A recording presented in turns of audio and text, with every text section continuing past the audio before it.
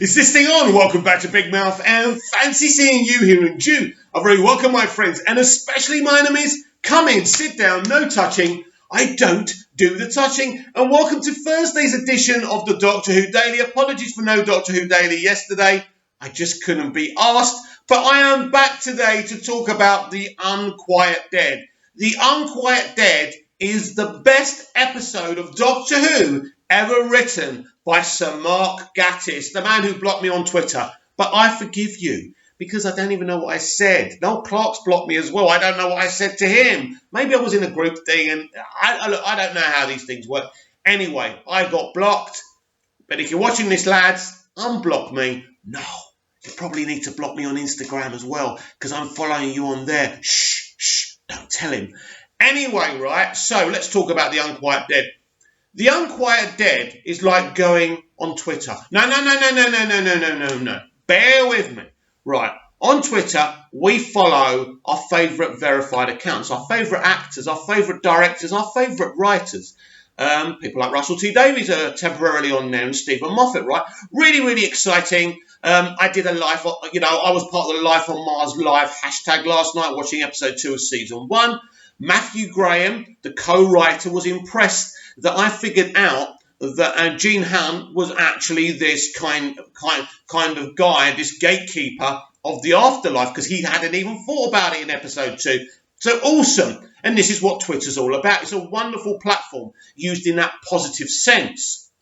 But also sometimes you can be disappointed by your heroes that you interact with, or you see what they post on Twitter. And this is the same with The Unquiet Dead, because the Doctor is obviously a big fan of Charles Dickens. We see the way Eccleston's Ninth Doctor is really excited when he meets Charles Dickens. I'm a big fan. How are you an instrument for creating air? You know, that's that sequence, right? It's a big moment for the Doctor. And he feels disappointed. This is not what he expected.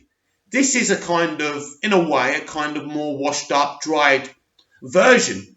He's standing on top of a stage, rereading his stories. His ladder doesn't go to the top anymore. But also, he writes about ghosts and things like that, and entities like that. But when it comes to it, in reality, he thinks it's all nonsense. Imagine meeting your favourite author, right? They write about something, but then they say to you, nah, that's a load of bull. So everything you've believed about them is a lie. The Doctor tells his hero to shut up. It's like Twitter. It's like bloody Twitter, isn't it? Think about it, right? How many times have we told a celebrity to shut up when we don't like what they're saying, right? We don't want to do it. We don't want to be toxic. But it was like me and Tracy Ann Oberman. Really liked Tracy. We had a good relationship on social media, but she kept on going in on Corbyn again and again. I tried to bite my tongue. I couldn't. We blocked each other. This is what happens. I still like Tracy Ann Oberman. I'm blocked by a lot of Doctor Who people and celebrities, aren't I? It doesn't make me look like a really nice person. I'm a better person than that, I promise you. But I think when we go on social media, we become different animals, and it's not a good thing. But I do like to stand my ground, and I like to speak my mind, and I think it's important. But this is what the Doctor comes across. This is an author that he's read all his books, he knows everything about him, right? And when he meets him, he's disappointed. He doesn't believe in the subject matter he writes about. That's disappointing. Now, I don't know about the real Charles Dickens, and I don't know how much research Mark was able to do about him, and how much we know if he did believe in ghosts and things like that. But the man is a genius. There's no question about that. A Christmas Carol is one of the most perfect, most amazing, haunting stories of all time. I'm not talking about Mickey's Christmas Carol. I'm talking about A Christmas Carol, the proper book. Read it. The man was a genius. Wuthering Heights. Look, there are lots of different... Was it Wuthering Heights? Anyway, he's written umpteen stories. He was amazing. And I thought to have Charles Dickens as the first historical character in only the third ever episode of revived Doctor Who was amazing. I love the episode. I do feel this is Mark Gatiss's most amazing story. I also absolutely love the actor who plays Charles Dickens, and I forgot his name. And he actually played Charles Dickens before in a film as well. Now that's awesome, right? So amazing actor. Comment down below with the guy's name. I love him. And if he's on Twitter, let me know as well. I'll follow him. Hopefully I don't get blocked from him. I am a nice guy, honestly. So this is a really good, charming episode. But one of the great pieces of this episode is the original character of Gwyneth. Now, Gwyneth is actually an ancestor of Gwen from Torchwood, right?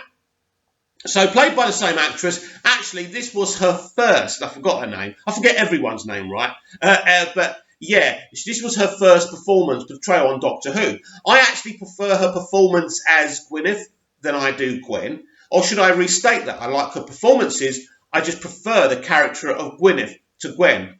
Gwyneth was more of a humble, innocent, naive girl, but she was also very, very intelligent. She's a strong young woman. There's no question about that.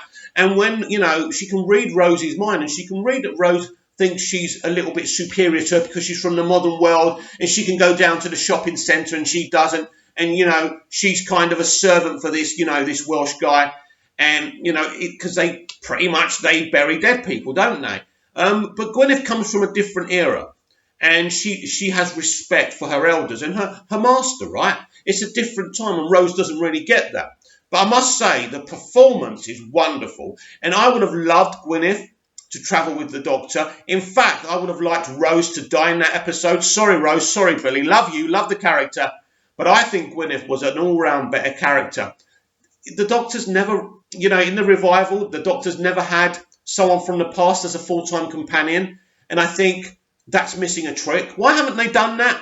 Because they want to be relatable and they don't think a historical character is relatable. I prefer historical characters than modern day characters, especially females, because they always kind of end up being annoying, like Clara, right? And I love Jenna Coleman. Jenna Coleman's a great kid. She's a really talented kid. I like season 7 Clara, but then it became the Clara show and it was annoying, right? Anyway, we're not here to talk about Clara. So I like Gwyneth. She's a great character. And so Gwyneth has these psychic abilities, helped because she was born under the rift in Wales, right? And this is the rift we'll later find out that is, in Cardiff in modern day, where the hub is the Torchwood hub. And that, that's the concept of Torchwood, that all these creatures are coming out of the rift. It's a bit like the meteor shower in Smallville, and how, humans get these powers every week and Clark has to fight them. A very clever way of doing weekly stories. And RTD was a genius. He's a genius anyway, isn't he, for doing that? So the whole thing is these creatures, the Gelf, are coming out, and they pretend that they're victims. They name the Time War, and they say the Time War's to blame, and the Doctor feels bad, so he wants to help them. He wants to give them bodies, and then you've got this commentary because Rose is coming from the perspective it's disrespectful to let the Gelf use the dead bodies, and the Doctor's going they're dead bodies. It doesn't matter. That's the Doctor's belief system and Rose's belief system taking opposite strands. And Mark Gatiss was brilliant in this episode. As I say, his best episode. I don't think anyone can look at this episode and call it bad. A lot of people I've noticed doing reviews, right, like Cancel the Geeks, I don't think actually likes this episode. That shocks me, but then it sums Nathaniel up, really, to be honest with you. But for me, this is the best historical episode. I love it. And I love all of them, but this is a great historical episode because it has character and it has depth and it challenges the Doctor and it challenges his relationship with Rose.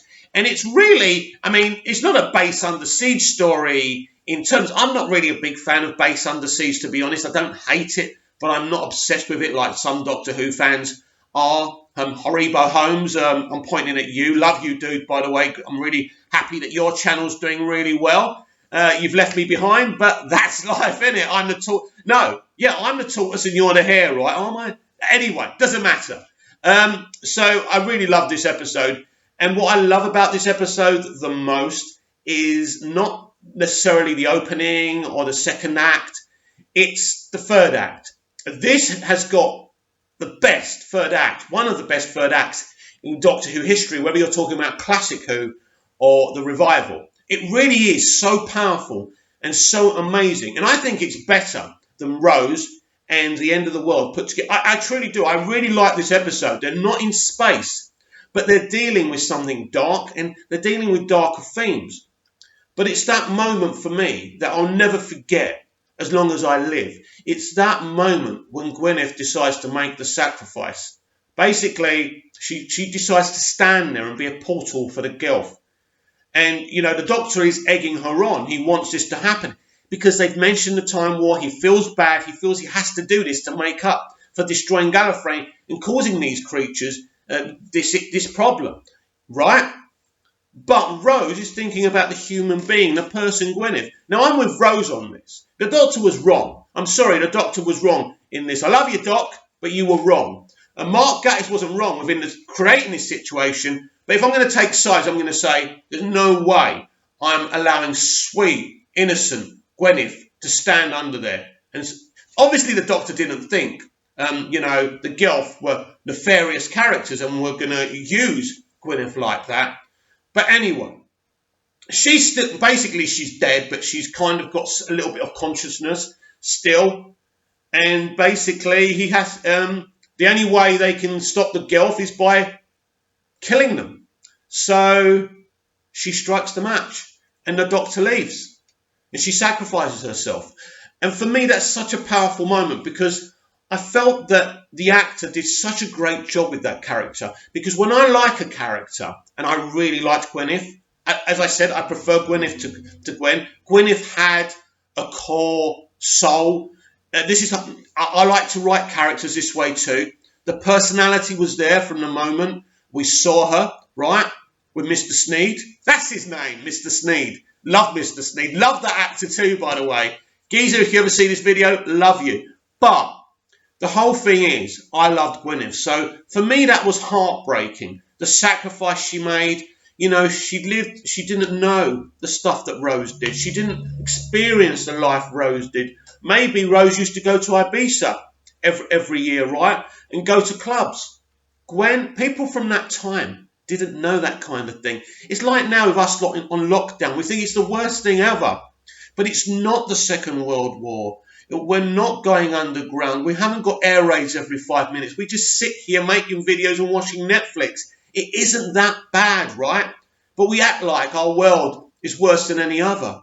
The people from Gwyneth's era, where she was from, lived in a horrible time. They breathed in horrible air. They had to go and get charcoal. They had to do horrible things. Mr. Sneed may have not been the nicest of guys, but he took care of her. He only could do what he, from culturally, what he knew, how to treat her. He tried his best. Didn't pay her very much, but he looked after her the best, from his point of view, that he could. By the way, that line that Rose said when she was unconscious, right, and she accused Mr. Sneed of touching her, we never actually knew. Did Mr. Sneed actually touch her? I mean, he was horrified when she made the accusation. But I don't know if it was a gag or if that was real. But someone asked Mark Gatiss. I'm fascinated. Fascinated by that, you dirty old man. Do you remember that? Anyway, it's such a good episode. It really is. And the reason I wanted to talk about this today is because I'm thinking about the sacrifices that all these frontliners are making, the healthcare workers. But it's not just them. It's the bus drivers, the train drivers. These are people who are really putting themselves out there. Yes, they're getting paid for what they do, but they are taking a risk. They are needed. They need to go to work. They need to earn money, but they are frontline workers, so they are needed, especially nurses and the doctors. How many nurses and doctors have already contracted coronavirus, right? COVID-19, and died? They are heroes. Tonight, 8 o'clock, please all clap for them. Not just the nurses, not just the doctors, but the bus drivers, everyone. And this is why I wanted to talk about this episode today. Because I felt Gwyneth is like the frontline workers, isn't she?